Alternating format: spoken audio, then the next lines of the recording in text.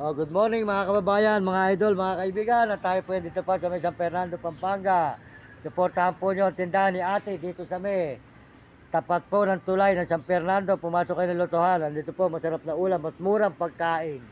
At ito po ay 10 piso ang kanin at isang longganisa ay 15 pesos. Ayan po, mga idol. Yan.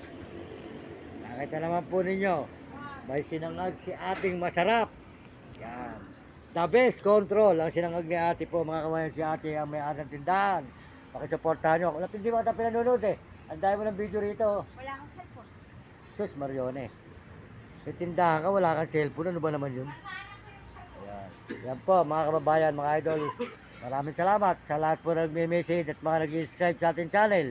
At mga sumusuporta sa ating mga video. Maraming salamat po mga nagkagusto sa ating video. Salamat ako po kayo kahit di pa po kayo. At iba po ay hindi pa nagkakagusto. Salamat din po sa mga buong mundo, lalo na po sa mga Amerikano at mga Amerikana at mga Chinese at Tapon, Negros, Arabo at mga kababayan po natin sa buong Pilipinas. Maraming salamat sa inyo. Dito tayo po ngayon. Kakain po tayo ng longganisa at saka sinangag. Mga kababayan, mga idol. Ayan, may sabo pa. Nanilaga, wala pong laman. Yan po ang tindahan ni ate. Ayan. Ito po, magandang babae rito sa may... Ayan, gigiwa po siya ng gulay. Ayan. Ayan po si... asawa mo, tulog pa. Ayan.